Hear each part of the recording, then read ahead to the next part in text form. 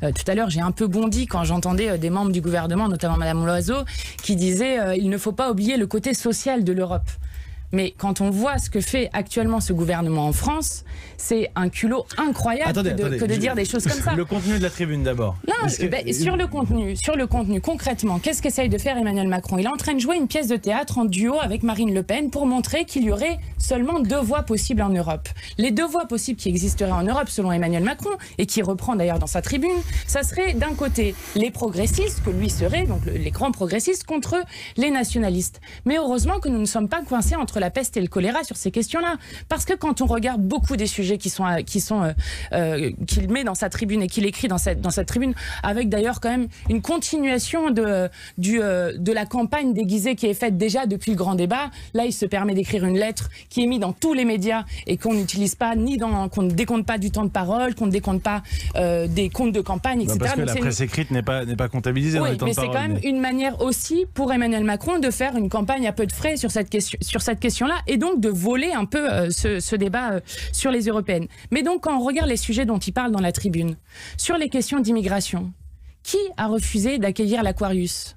Je crois que l'Italie de M. Salvini et que la France de M. Macron ont tous les deux refusé d'accueillir l'Aquarius. Qui a permis que des enfants soient enfermés pendant 90 jours dans des centres de rétention?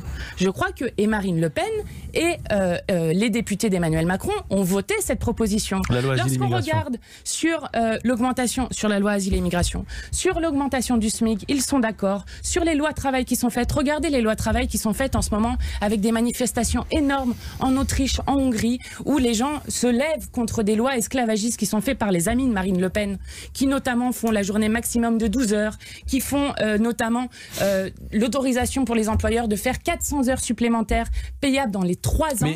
Et donc, heureusement que nous n'avons pas que le choix entre ce faux progressisme, par exemple, et le nationalisme. À ce moment-là du SMIC européen. Donc, moi non plus, je ne crois absolument pas que nous serons dans une Europe demain qui fera une harmonisation sociale et fiscale. La première chose, c'est lorsque nous avons fait notre niche à l'Assemblée nationale, c'est-à-dire le jour pourquoi vous n'y croyez pas? Pardon, parenthèse. Pourquoi vous n'y croyez pas? Je vais vous expliquer à l'instant. Lorsque nous avons fait à l'Assemblée nationale notre niche, c'est-à-dire le jour où c'est nous qui déterminons l'ordre du jour des propositions de loi, nous avons proposé une proposition de loi qui interdirait la directive des travailleurs détachés de s'appliquer en France. C'est-à-dire cette directive qui permet de mettre en concurrence les travailleurs les uns entre les autres, et donc de mettre en concurrence les peuples les uns contre les autres, et donc de détruire les acquis sociaux de beaucoup des pays. Ça a été balayé du revers de la main par la majorité présidentielle. Donc, sur la question de la directive, par exemple, ça serait une bonne question à poser à Emmanuel Macron, et je crois que la réponse sera bien sûr que non. Bien sûr que non, ils ne s'en battront pas pour abroger cette disposition qui est absolument néfaste pour tous les L'Union européenne. Elle s'est déjà construite sur un déni démocratique qui est le déni du vote de 2005. Ça, il ne faut pas l'oublier en termes de confiance des gens dans l'Union européenne, et qui est un énorme souci. La deuxième chose, c'est que beaucoup des réformes que veut ou mène Emmanuel Macron sont directement issues de directives de la Commission européenne. Typiquement, je prends la réforme des retraites qui veut être faite, c'est exactement ce que nous demande l'Union européenne. Lorsqu'on regarde la réforme sur le rail qui a été faite, qui détruit le rail, et donc fait que au moment quand même où on est devant le plus grand changement climatique que nous devons affronter, on va mettre 40%, on met 40% de camions en plus pour transporter des marchandises. Ouais, mais ce que dit Hugo de Travers, c'est gagner les élections et changer les directives européennes. Etc. Donc nous disons, Emmanuel Macron, aujourd'hui, applique de manière zélée ce qui est la politique actuellement de l'Union européenne. Et c'est pour ça que nous disons aussi que c'est un référendum anti-Macron. Et puis il y a une deuxième raison qui est quand même très importante.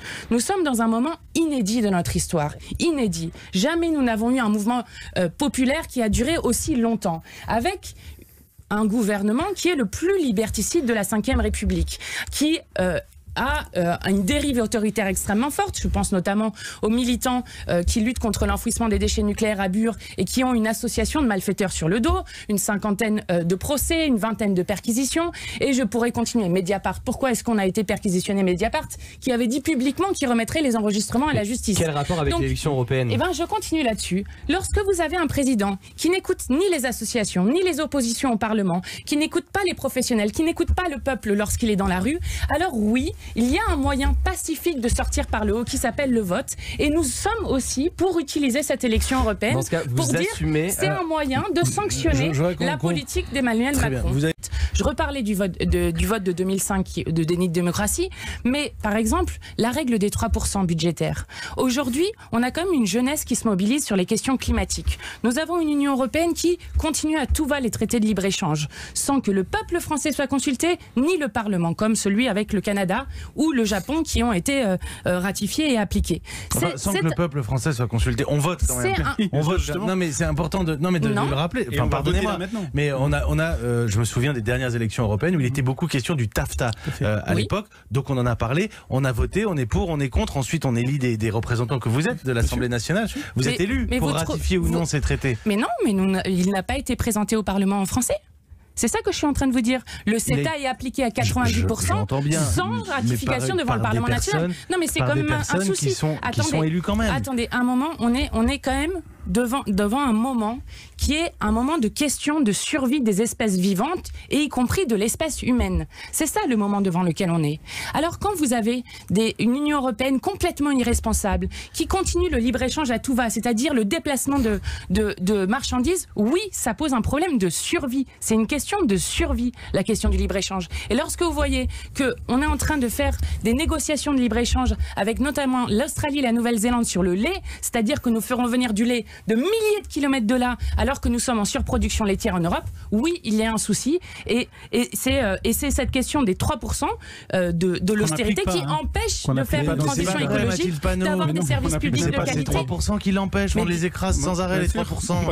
On s'en moque des 3%, on n'a jamais respecté les 3% depuis des années. Pourquoi est-ce que ce serait... avec par exemple ce qui s'est passé en Grèce par derrière, c'est-à-dire qu'il y a un vote... Je parle de la France, encore une fois, on est au-dessus des 3% de déficit. Ce que nous disons, c'est que nous sommes internationalistes, c'est-à-dire que nous voulons une solidarité avec les autres peuples, mais que cette solidarité, elle doit passer aujourd'hui, et c'est à cause du fait du changement climatique que c'est le cas, elle doit passer par une relocalisation de l'économie, de l'arrêt du libre-échange, et qu'on doit avoir une harmonisation qui n'est absolument pas le cas aujourd'hui dans l'Union européenne.